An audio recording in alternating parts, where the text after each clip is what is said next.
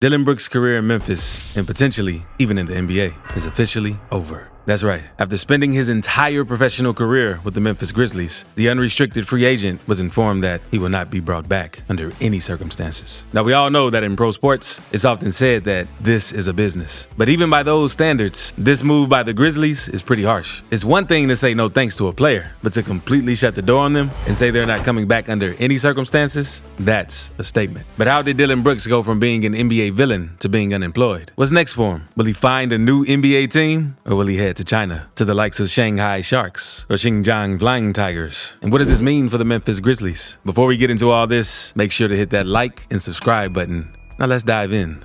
Brooks was picked up by the Grizzlies back in 2017 as a second-round draft pick. And get this, he was actually the longest tenured player on the Grizzlies roster, spending a whopping 6 seasons with the team. Now, during his time in Memphis, Brooks made a name for himself as a quality 3 and D player on the perimeter. He's also been known to get under the skin of some of the league's top stars. You know the type, the guys that talk trash and play with an edge. When it comes to highlight reels, Brooks is like no other in the NBA. And I'm not talking about his incredible skills on the court. No, I'm talking about the moments that have made him infamous. Take, for example, the time when Brooks ran into and pushed an innocent sideline cameraman. And then there was the time when he punched Donovan Mitchell in the groin area during a heated game against the Cleveland Cavaliers. But it doesn't stop there. Everywhere there is footage of him jawing at and needling opposing players, coaches, and benches. A relentless stream of goading, gurning, and gesticulating. Now, I'm not saying Brooks isn't a talented player. He's got skills, no doubt about that. But when you're known more for your trash talking and dirty plays than your actual game, well, that's a problem. As you all know, the title of most hated player in any league is not an easy one to earn. But somehow,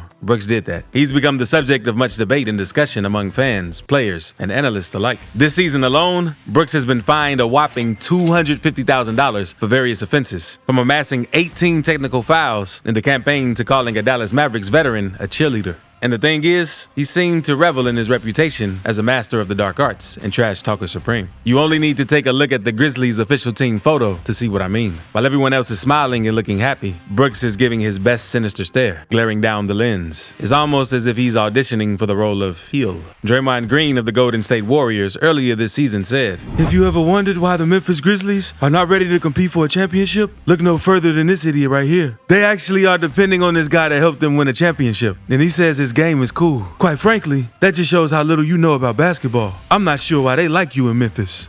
Now, there are a lot of different opinions on Brooks and his tactics on the court. Some people love him because he's not afraid to get in the face of some of the biggest scorers on opposing teams. But then there are some people who think he takes it too far with his antics. Interestingly enough, there are also a lot of old-timers in the audience who appreciate Brooks' style of play. They see it as a throwback to the more combative eras of the 80s and 90s, when the NBA was a much less polite and more intimidating league. They enjoy seeing a little bit of the rough-and-tumble basketball that used to be so prevalent. But Brooks' irritant antics have been backfiring. According to NBA insider Shams Charania, the situation escalated during the Grizzlies' first-round series against the Los Angeles Lakers. Brooks was trying to get in LeBron James's head, but it didn't work. In fact, it seems like Brooks' attempt to annoy James only made things worse for him. After the Lakers took the series in 6 games, Brooks blamed the media for painting him as a villain. Brooks told reporters, "The media making me a villain, the fans making me a villain, and then that just creates a whole different persona on me." Meanwhile, James took to social media to mock him. In addition to Brooks' many attempts to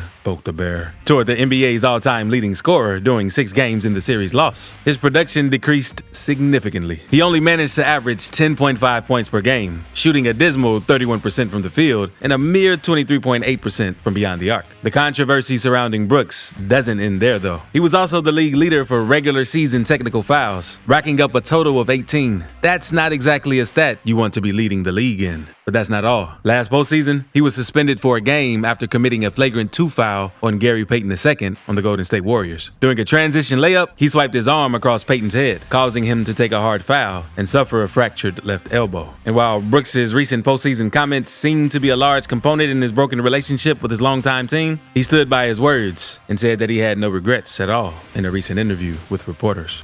The Memphis Grizzlies. Now, some people seem to be blaming Brooks for the Grizzlies' playoff flameout. They're saying he was holding the team back, and they're even making him the scapegoat for their first-round loss. But is that fair? I mean, sure, Brooks has built a bit of a reputation for being disliked by fans and opposing players alike, but that doesn't mean he's solely responsible for the Grizzlies' struggles. In fact, he was considered a core part of the team before this postseason. And let's not forget about head coach Taylor Jenkins, who kept giving Brooks minutes even when things weren't going well. It's not just on one player, it's a team effort. But as of now, it seems like the Grizzlies are planning a soft reset on their culture. They want to bring in players with more maturity and less volatility, aka the anti-Brooks. And while I understand the reasoning behind this decision, I can't help but feel a little disappointed. Brooks might not be the most popular player in the league, but he's been a valuable member of the Grizzlies. What's next for Brooks? There is one way in which I'm sympathetic to Brooks, and it's not because his on-court talent is unfairly derided. I just wonder why he was talking all that, like he wasn't at the end of his contract. But at the same time, I do have to wonder why his agents didn't remind him of his contract situation. Like, that's their job, right? To make sure their client is aware of their contract and to negotiate a better deal if possible. Brooks was held in high regard during the regular season. He was playing solid basketball, and it seemed like Memphis was looking to lock him in long-term. According to Shadanaya, the Grizzlies even made extension offers to Brooks early in the season, which were ultimately rejected. That led to the end of talks, and it seemed like Brooks was banking on a strong playoff run to prove his worth. But the problem is that Brooks didn't exactly do anything on the court to solidify that value. In fact, he struggled in the playoffs, shooting poorly and making some questionable decisions. And though the Shanghai Shark photoshops are rampant right now, there are plenty of teams out there on the lookout for a solid 3-and-D wing. So my prediction is that Brooks will end up with a one-year deal on a fringe or desperate contender. It's probably going to be a you break it, we cut you kind of deal. But hey, that's the nature of business. And how that plays out is really up to Brooks himself. Let's take a look at some potential options for Brooks on the open market. There are a few teams out there who could use his skills. So let's break them down and see which one might be the best fit for him.